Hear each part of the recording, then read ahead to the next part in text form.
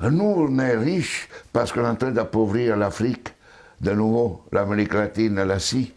Nous sommes nous les responsables de ces millions de morts. C'est nous qui disons que tu dois avoir accès à l'eau simplement si tu la payes. Que je t'amènerai l'eau si je suis rentable. En Afrique, c'est nous, c'est pas eux. Eux, ils étaient capables de le faire en communauté. Et donc, à l'heure actuelle, il faut se dire que les guerres qu'on est en train de faire, c'est quoi?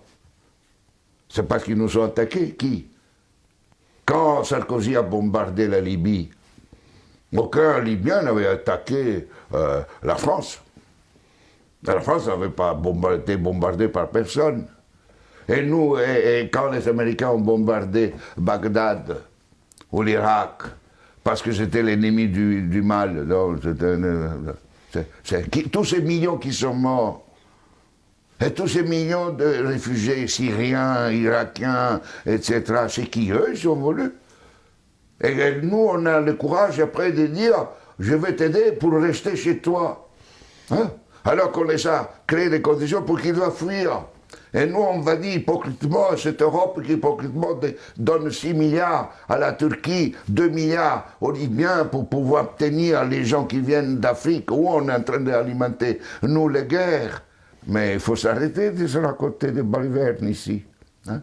Il faut arrêter. La guerre ne se fait plus parce qu'on tue l'ennemi.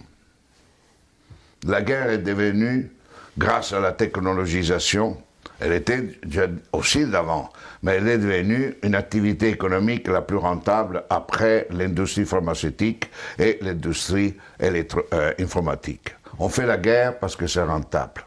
Et malheureusement, si nous ne changeons pas nos dirigeants, et nous-mêmes, hein, dans le sens pas individuellement, mais les systèmes de valeurs fondamentaux, la sécurité nationale qui explique la guerre, la souveraineté nationale, l'appropriation privée du vivant, etc. Tout ça, on fera la guerre. On fera la guerre, pourquoi? Parce que pour cela, deviendra une activité de plus en plus rentable. D'ici quelques années, si vous éliminez la guerre, le PIB mondial chutera, d'après le système dominant.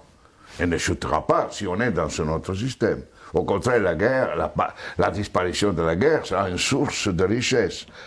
Mais c'est pour cela que les dominants à l'heure actuelle ne veulent pas réduire les armements, ne veulent pas réduire les occasions de guerre.